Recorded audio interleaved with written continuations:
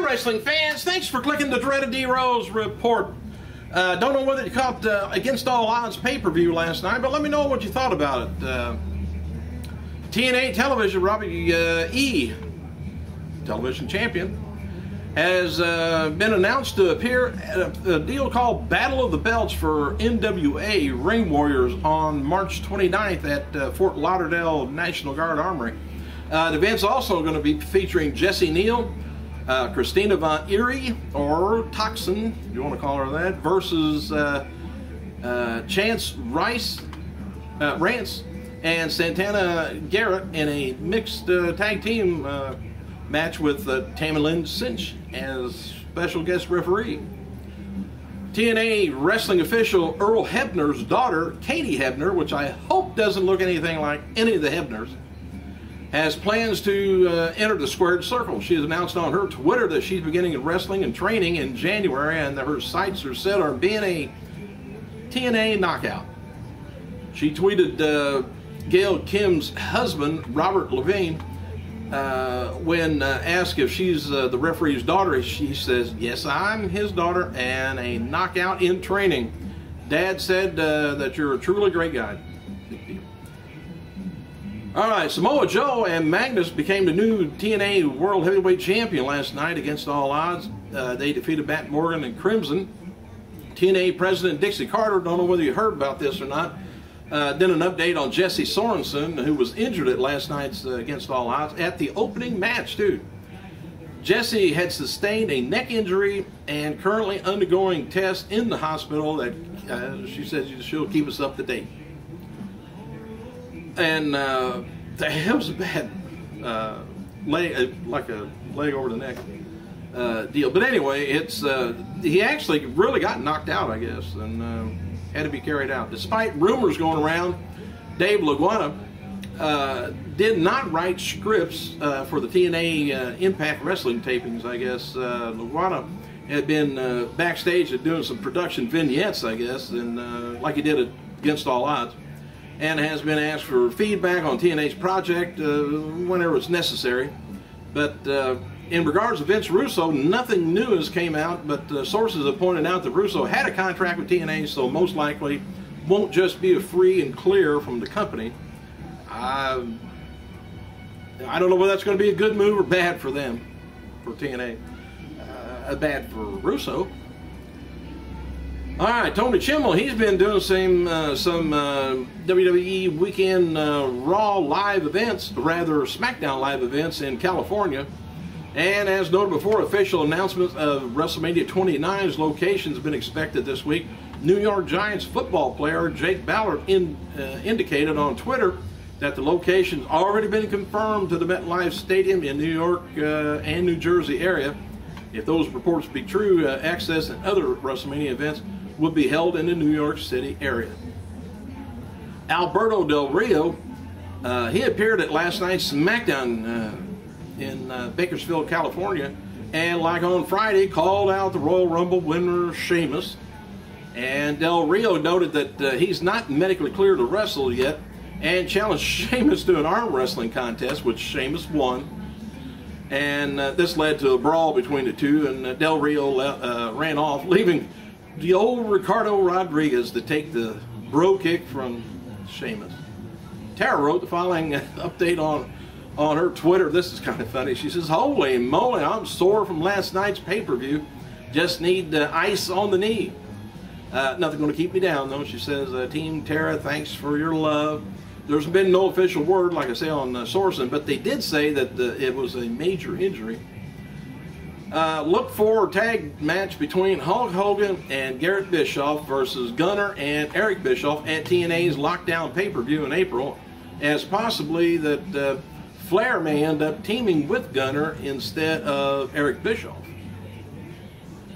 WWE diva Lillian Garcia, she paid tribute to the late Whitney Houston about posting a version of Whitney's "I'll Always Love You" single on her YouTube channel, which I tell you what, you talk about somebody coming close to Whitney on singing, she's awful close to it. Her rendition of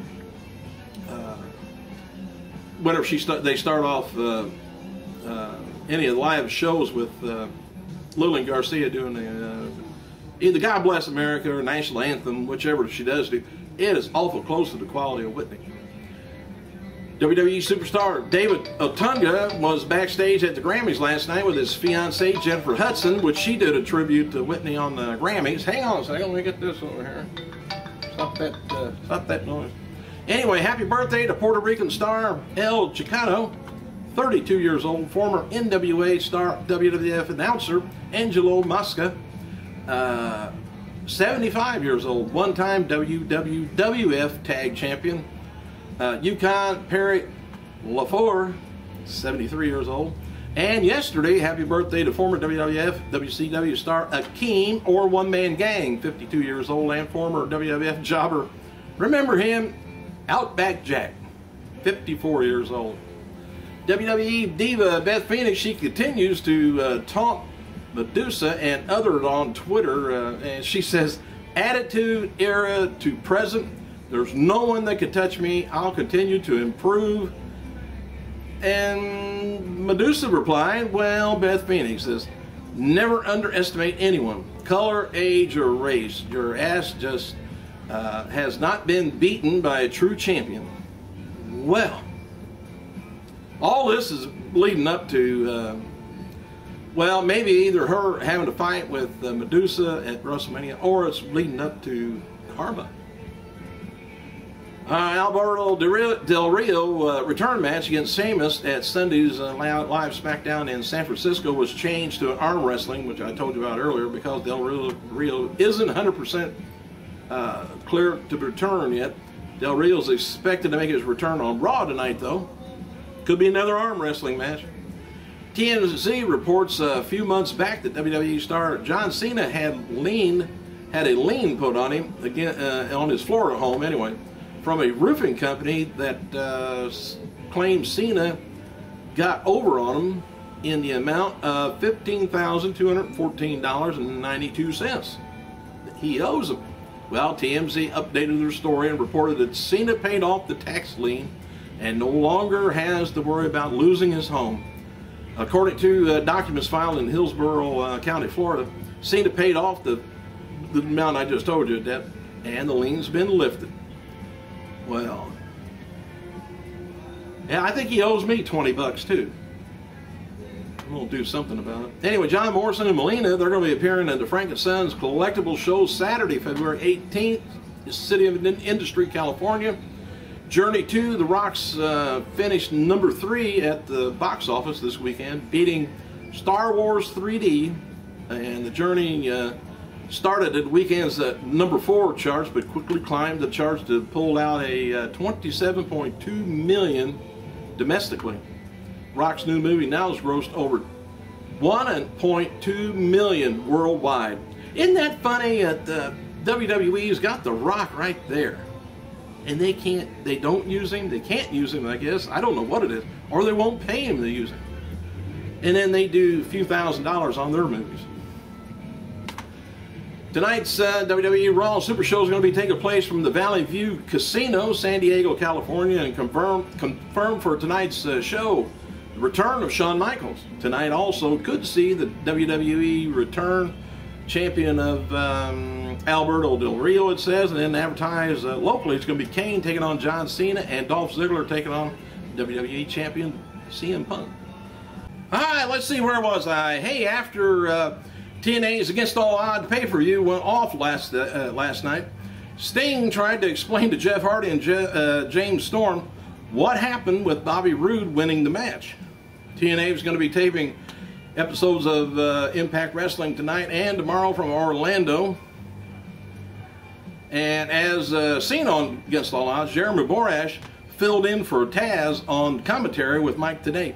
Tenay mentioned on the broadcast that Taz was dealing with a death in the family. Hope it wasn't him. And I don't think he's related to Whitney Houston.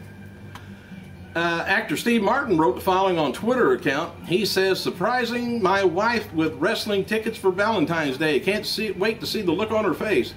They put that on that as an article like he's a wrestling fan. He's making fun. Because his wife's expression is just going, oh, Hey, Elimination Chamber Review, Kane's going to be facing John Cena in an ambulance match. And some people say ambulance. I don't know why. The Big Red Machine's past history with the bouts that he's faced with Shane McMahon at Survivor Series in 2003. WWE published some photos of that match, by the way, on their website. Metro Calgary has published an article on researchers with the National Geographic Genographic Project approaching Bret Hart for a DNA sample. Links were found from as long as 60,000 years ago in places such as India, Iran, and several European countries. It pretty much goes back to the beginning of time, Hart said. It's not something that easily wrap around your head, but it's pretty fascinating stuff. Brutus the Barber Beefcake and Greg the Hammer Valentine has been announced for Legends of the Ring 14, which takes place Saturday, June 2nd, Crown Plaza Hotel, Monroe, New Jersey. Official websites at BMO Harris Bank is advertising CM Punk as special guest for the WWE SmackDown live show, which is going to be airing Tuesday, February 21st on Sci-Fi. Two bouts advertised for that is Daniel Bryan's going to be defending his World Heavyweight Championship against Big Show. Randy Orton will face off against Wade Barrett in a street fight. Street fights with them has been going on forever, and how many times has Daniel Bryan got to fight Big Show, supposedly? Not too much of a fight. All right, hey, if you got the pay-per-view last night, let me know what you thought about it. And, you know, I got to thinking, how are they going to explain Taker and no hair and hair?